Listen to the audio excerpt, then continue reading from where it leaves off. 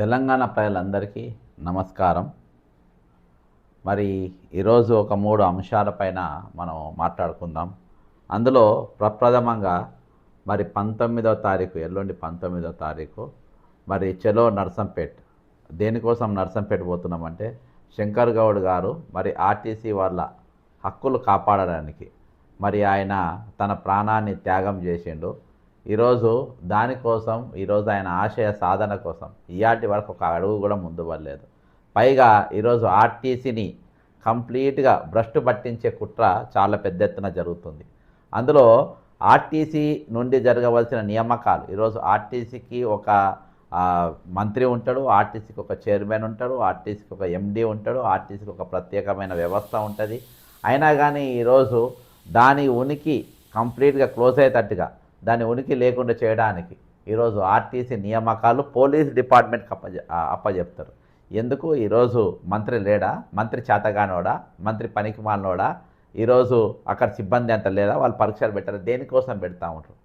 ఈరోజు దానికోసమే కదా ఈరోజు ఒక కరెక్ట్ ఒక 5-6 నెలల క్రితము మరి శంకర్ గౌడ్ గారు తన ప్రాణాన్ని బలిదానం చేసింది. ఈరోజు అదే పెట్రోల్ పోసుకొని ఎర్రటి ఎండల్లో మే నెలలో ఎర్రటి ఎండల్లో అతను పెట్రోల్ పోసుకొని తగలబెట్టుకున్నది ఆర్టీసీని కాపాడడానికి, ఆర్టీసీ యొక్క ఉనికి అనేది ఉండడానికి. ఆర్టీసీని ఈరోజు మియా కృష్ణారెడ్డి లాంటి బడా సంస్థలకు అప్పజెప్పే కుట్ర జరుగుతూ ఉంది. కాబట్టి ఆ కుట్ర నుండి దీనికి విముక్తి కల్పించాలని చెప్పేసి వాళ్ళు చేసినటువంటి కుట్ర. మరో దిక్కు ఈరోజు ఐటీ ఉద్యోగులు తిరగబడి బాజాప్తా మొట్టమొదటిసారిగా ఈ భారతదేశంలో ఎక్కడ లేని విధంగా మొట్టమొదటిసారిగా రోడ్డెక్కి ఈరోజు ధర్నా చేసే కాడికి వచ్చిండ్రు. వాళ్ళు బాజాప్తా ఈరోజు మన ధర్నా చేసే కాడికి వచ్చిండ్రు. అంటే ఈరోజు ఎక్కడికి ఐటీ వాళ్ళు ఈరోజు దేనికోసం రోడ్లు ఎక్కిండ్రు అనేది మనం వివరంగా మాట్లాడదాం. అంతేకాకుండా మరొక అంశం ఏంటంటే ఈరోజు మన రిటైర్డ్ ఉద్యోగుల పరిస్థితి ఏంది, ఈరోజు వాళ్లకు ఒక కట్ ఆఫ్ పాయింట్ ఇవ్వకుండా మేము న్యాయం చేస్తాం, మేము ఇది చేస్తాం అది చేస్తాం అని చెప్తున్నారు. కానీ ఒక కట్ ఆఫ్ డేట్ ఇవ్వలే.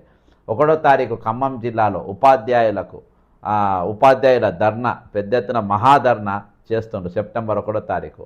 ఈరోజు డిఎల్ఏ కోసం, పిఆర్సీల కోసం ఈరోజు, అంతేకాకుండా మరి కోట్ల పెండింగ్ల బిల్లులను, మరి రిటైర్డ్ ఎంప్లాయీస్ బెనిఫిట్స్ ఇవన్నిటిని కూడా కలుపుకొని మరి మహాధర్నా కార్యక్రమం పెట్టారు. ఇవన్నీ కూడా ఈరోజు మనం కొన్ని మాట్లాడే ముందుగా మరి ఆర్టీసీ కార్యక్రమికుల ఒక మనం చలో నర్సంపేట ఇవ్వడానికి గల ప్రధాన కారణం నేను ఇంట్రడక్షన్లో చెప్పిన. ఈరోజు వాళ్ళు ఏవైతే నియామకాలు చేపట్టానో ఇదివరకు ఆర్టీసీ అనేది ఒక జోనల్ లెవెల్లో ఉంటుంది, ఒక జోనల్ లెవెల్లో. ఈరోజు ఆ జోనల్ లెవెల్లో కాకుండా జిల్లా లెవెల్, అంటే ఒక పోలీసు జిల్లాల వారీగా ఏ విధంగా పోస్టింగ్లు ఇచ్చిండ్రో ఆ విధంగా ఆర్టీసీ డ్రైవర్లు కానీ మెకానిక్స్ కానీ ఈ పలానా పోస్టులన్నీ ఈరోజు వాళ్ళు జిల్లా వైజ్గా మన జోనల్ వైజ్గా ఇవ్వకుండా జిల్లా వైజ్గా ఇచ్చారు. నంబర్ 1. ఈరోజు మౌలికంగా పోలీస్ రిక్రూట్మెంట్ బోర్డుకు మరి మౌలికంగా వాళ్ళకు అటువంటి ఆలోచన లేదు. అంటే ఏ విధంగానైతే వాళ్ళు పరీక్ష పెట్టానో ఆ విధంగా పెట్టకుండా వీళ్ళు ఇష్టానుసారంగా పెట్టడం జరిగింది. Point number 1. నంబర్ 2, ఈరోజు అదొక కార్పొరేషన్ ఉన్నప్పుడు ఆ కార్పొరేషన్కు మరి డిపార్ట్మెంట్తో పెట్టడానికి లేదు. ఒక పోలీస్ డిపార్ట్మెంట్తో ఎందుకు పెట్టాలి? కార్పొరేషన్ అనేది స్వయం ప్రాతిపత్తిగాన వచ్చే సంస్థ. దాన్ని ఈరోజు police department, police recruitment board ఎందుకు ఎగ్జామ్ అప్పచెప్పారు? దీని వెనుక ఉన్న మతలబ్ ఏంది? ఈరోజు చాలామంది చాలా రకాలుగా ఫోన్లు చేస్తున్నారు, చాలా అనుమానాలు వ్యక్తం చేస్తున్నారు. ఇలా కొంతమంది డ్రైవర్లు నా దగ్గరకు వచ్చిండ్రు. ఆ డ్రైవర్లు వాళ్ళకి ఇచ్చిన మార్కులు చూస్తే ఒక ఆయనది అయితే రామాంజయ్ గౌడ్ అనేట ఆయనది గౌడ్ సాబ్ది హాఫ్ మార్క్తో ఆయన ఉద్యోగం కోల్పోయాడు. ఎందుకు? ఈరోజు జోనల్ విధానంలో పెట్టాల్సిన ఎగ్జాము జిల్లా లెవెల్లో పెట్టింది కాబట్టి. మరి ఎన్నర్ లేనిది ఇది ఈ ఆర్టీసీ పుచ్చిన పంచలి ఏ రోజు కూడా మరి జోనల్ లెవెల్లో ఉన్న ఎగ్జాము జిల్లా లెవెల్లో ఎందుకు పెట్టి దీని వెనుక ఉన్న కుట్ర ఏంది అని అంటే అది దీని వెనుక అంటే రిక్రూట్మెంట్లో చాలా పెద్ద ఎత్తున అక్రమాలు చేపట్టడానికి వీళ్ళకు ఆస్కారం ఉంటుంది.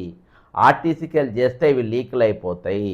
కాబట్టి పక్క డిపార్ట్మెంట్కి వెళ్ళి చేస్తే పారదర్శకత కోసం కాదు. ఈరోజు పారదర్శకతతోని ఈరోజు గతంలో జరిగిన పోలీసు నియామకాలు జరగలేదని, అది రన్నింగ్లో కానీ లాంగ్ జంప్లో కానీ రకరకాలుగా చాలా ఆరోపణలు వచ్చినాయి. అసొంటి ఆరోపణలపైన కోర్టుల కేసులు కూడా వేసిండ్రు. అసొంటి చైర్మన్ శ్రీనివాసరావు గారు ఉన్నారు. ఈరోజు కూడా ధర్నా చౌక్ కాడ కొంతమంది చెప్తున్నారు ఆయన చేతికి అప్పజెప్పడానికి ఏదో కుట్ర ఉన్నది. కాబట్టి ఆ కుట్ర ఏందనేది ఈరోజు ఒక్కొక్కటిగా బయటకు వస్తుంది. పొన్నం ప్రభాకర్ గారు ఎప్పుడైతే శంకర్ గౌడ్ గారి బలిదానము ఆ నర్సంపేటలో బస్టాండ్లో ఆయన ఆత్మాహుతి చేసుకున్నాడో, కాలబెట్టుకున్నాడో, ఆ రోజుకెళ్ళి ఆర్టీసీతో చర్చ జరిపి అటు ఇటు చేసి సద్దు మణిగించుకున్నాడు. ఈ ఆర్టీసీ నియామకాలు కూడా ఈయన త్రూ జరిగితే రేపు ఈ అక్రమాలు మొత్తం నాకు చుట్టుకుంటే కాబట్టి నా చేయికి మట్టి అంటకుండా మీరు పోలీస్ డిపార్ట్మెంట్కి అప్పచెప్పి చేయండి అని చెప్పారు. మరి అసొంటప్పుడు పోలీస్ డిపార్ట్మెంటు ఈరోజు పరీక్షలు పెడుతున్నప్పుడు మరి నువ్వు మంత్రిగా ఎందుకు పొన్నం ప్రభాకర్ గారు మీరు రాజీనామా చేసేయండి, మీరు అవసరం లేదు. ఇక పొన్నం ప్రభాకర్ గారు ఆర్టీసీకి అవసరం లేదు, ఈరోజు నీతోనేం కాదు. అర్థమైందా? ఒక నిండు ప్రాణం ఆయన పెట్రోల్ పోసుకొని కాలబెట్టుకొని చచ్చిపోతే ఒక గౌడు, అది కూడా ఒక గౌడు, ఒక బీసీ గౌడు, ఇవాళ బీసీ గౌడు కోటాలను మంత్రి అయిన మిస్టర్ పొన్నం ప్రభాకర్ గారు బీసీ గౌడు ఒక కోటాలో నువ్వు ఒక రాష్ట్ర మంత్రిగా అయినావు. ఈరోజు ఆ శంకర్ గౌడ్ ఏ విధంగా ఆత్మహత్య చేసుకుంటాడని ఆ రోజే నేను అడిగినా, వాళ్ళ హక్కులు కాపాడడంలో ఎందుకు నువ్వు విఫలమైపోయినావు ఆ రోజే అడిగినా. కానీ ఇయాటి వరకు నీ దగ్గర సమాధానం లేదు. ఇవాళకి వాళ్ళ న్యాయం చేసే ఓపిక నీకు లేదు. ఇవాళ చిట్ట చివరకు నియామకాలు కూడా చేపట్టలేకపోయినావు.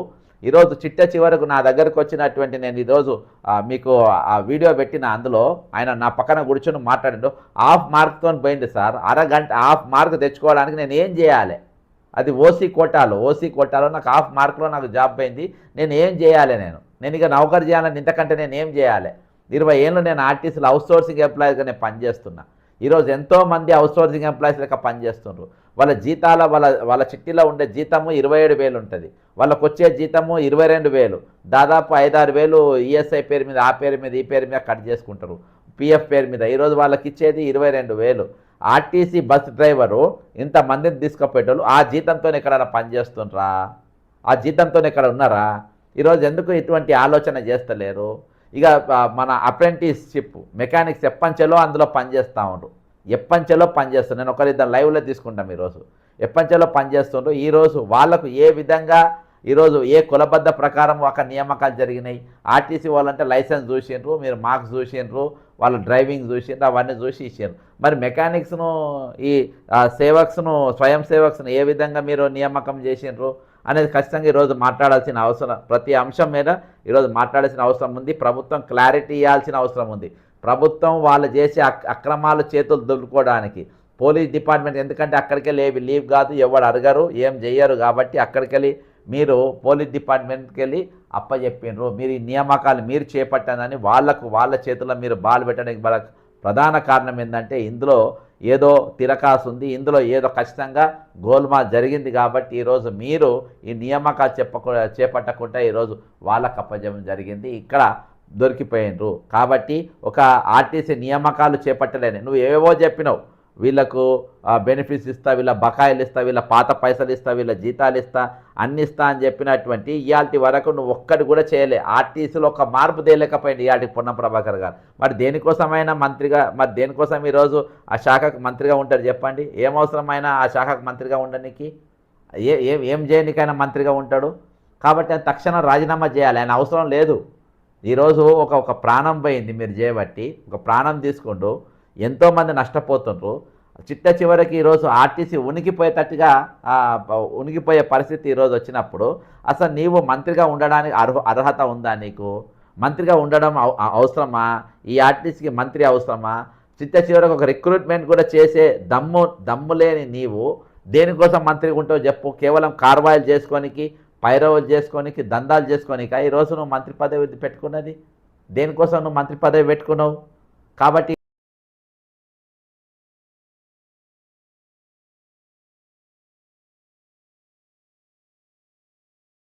రాజీనామా చేయాలని చెప్పేసి నేను కోరుతా ఉన్న మిస్టర్ పొన్నం ప్రభాకర్ గారు, మీ వల్ల కాదు, మీకు ఆ దమ్ము లేదు, మీకు ఆ ధైర్యం లేదు. మీతోని ఈరోజు ఆర్టీసీ కార్మికులకు ఎటువంటి ఉపయోగం లేదు. నమస్తే. ఆర్టీసీ కార్పొరేషన్ కూడా ఈరోజు రోడ్ ట్రాన్స్పోర్టేషన్ కార్పొరేషన్ కూడా ఎటువంటి ఉపయోగం మీతో లేదు. కాబట్టి ఈరోజు మీరు తక్షణము రాజీనామా చేయండి. ఈరోజు చాలా బాధల్లో, చాలా కష్టాల్లో, చాలా ఇబ్బందుల్లో ఈరోజు ఆర్టీసీ వ్యవస్థ ఉన్నది. వాళ్ళు ఏడుస్తూ ఉంటే ఈరోజు వాళ్ళు ఏడుస్తున్నారు.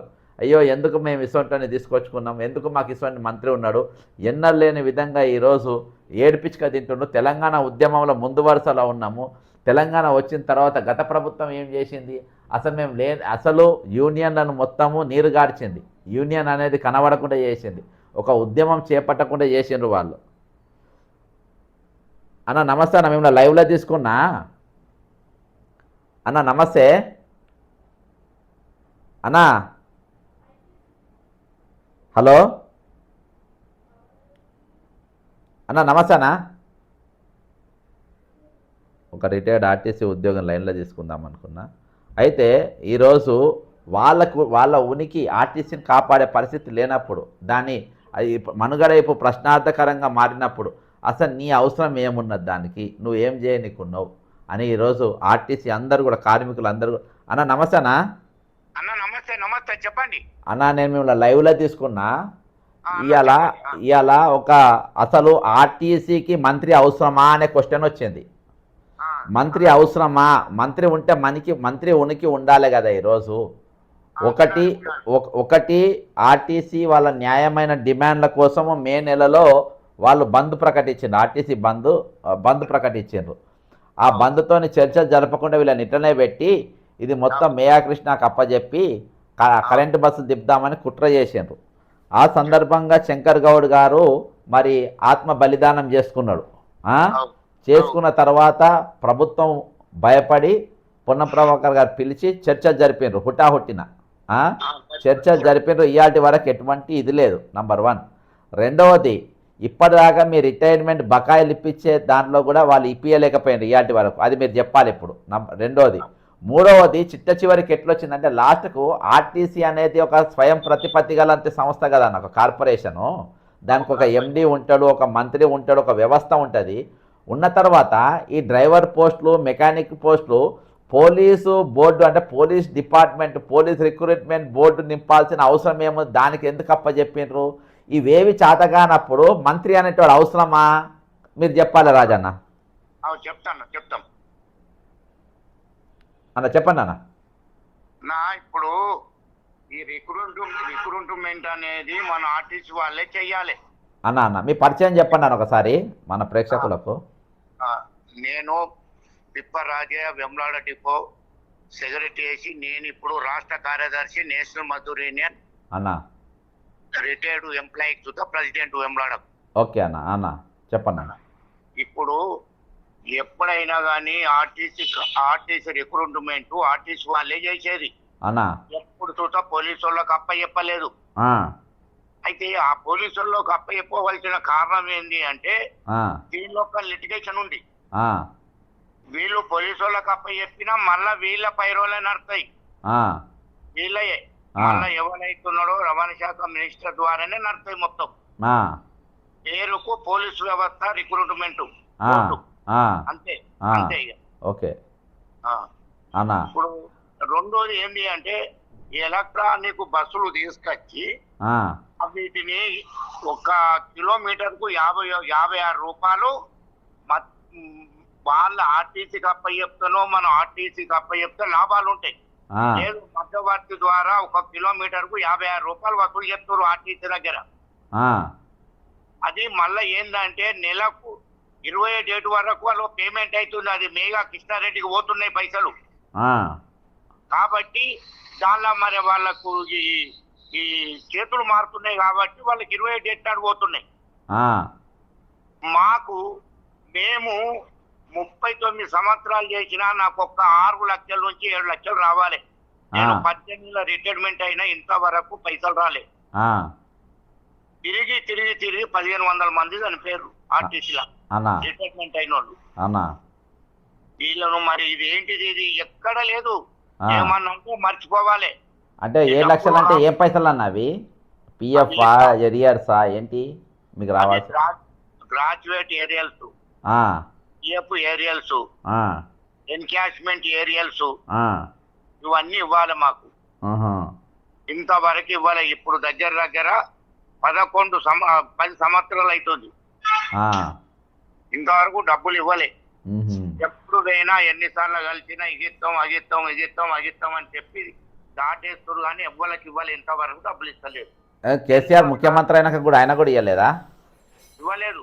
ఆ, అయితే దీనిలో ఇవ్వకపోవడం కారణం ఏంటి అంటే ఆ, వీళ్ళు ఇలా జాప్యం చేసి ఈ యూనియన్లను మొన్న సమ్మె నోటీస్ ఇచ్చినప్పుడు వాళ్ళు సమ్మెలో ఉన్నటువంటి వాళ్ళు ఏదైతే డిమాండ్స్ పెట్టిర్రో ఆ డిమాండ్స్ లో ఈ రిటైర్ వాళ్ళకు 2070 13 14 ఏరియల్స్ ఇవ్వాలని అన్నారు కానీ దాన్ని ఇంతవరకు ఊచెత్తలే, దాన్ని ముందు పెట్టలే, ముందు సాగలేదు, ఇవ్వలేదు డబ్బులు. ఇప్పుడు ఎంతమందికి ఇవ్వాలన్నా ఇంకా దగ్గర 15,000 మందికి ఇవ్వాలి. ఇప్పుడు ఆ.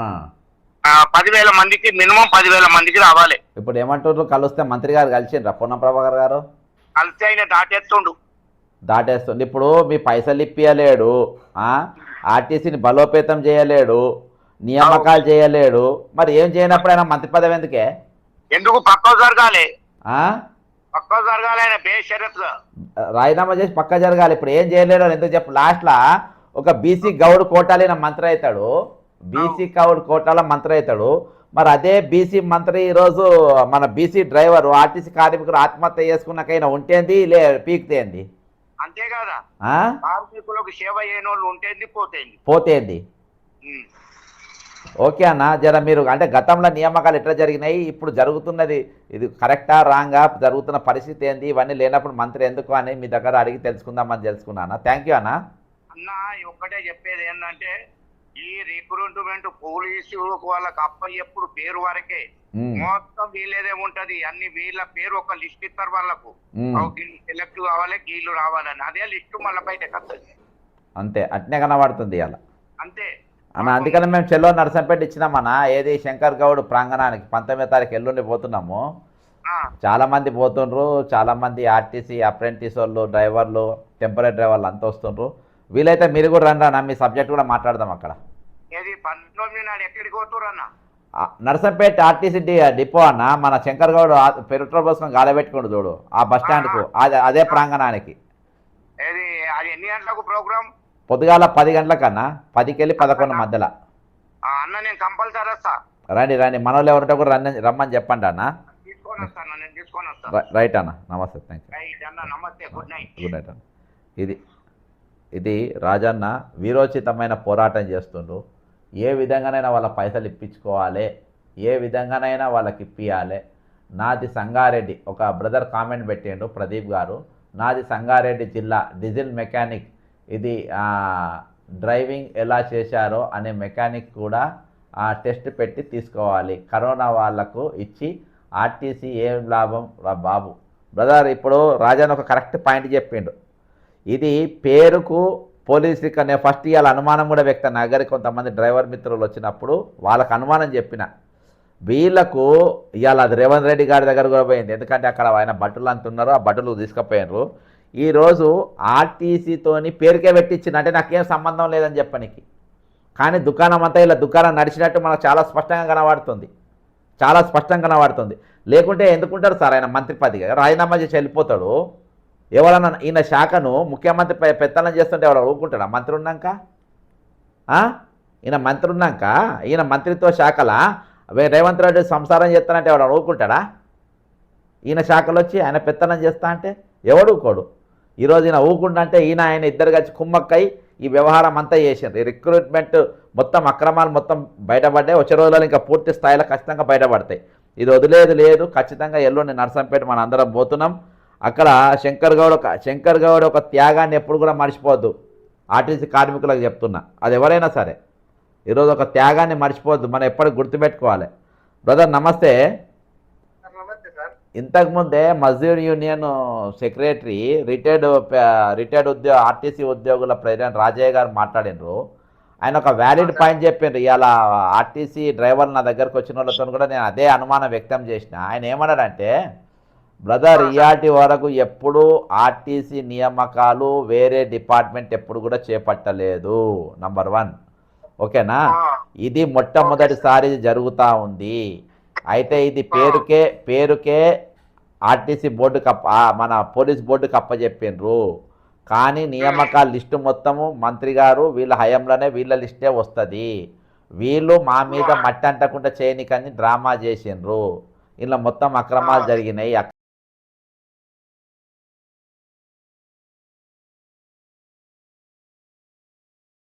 మనకు చెప్పడం జరిగింది.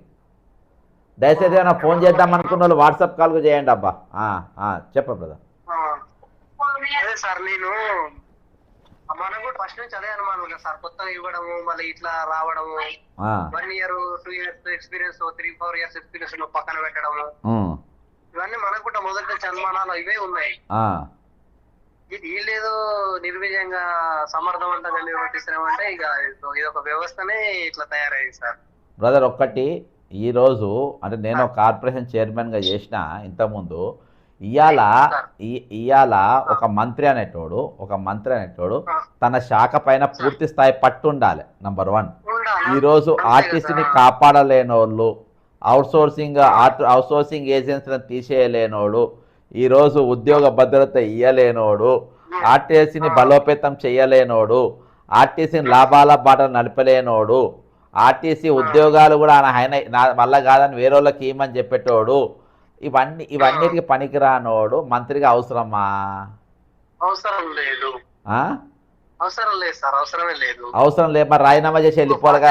మాకు నౌకరు ఇవ్వలేను, నీకెందుకు రా నౌకరు?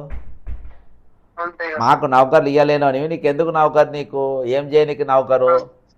అరే లాస్ట్లో 600 మంది తీసేసిండ్రు, అందులో 300 మందినే ఏమో తీసుకుండ్రు, ఇంకో 300-400 మందినో 250-300 మంది తీసుకోవాలి. ఇంకా ఏది తీసేసిన వాళ్ళను, టర్మినేట్ అయిన వాళ్ళను ఈయాటి వరకు వాళ్ళు తిరుగుతూనే ఉన్నారు. అప్పుడప్పుడు ధర్నాలు చేస్తారు, కోర్టుల కేసులు నడుస్తున్నాయి.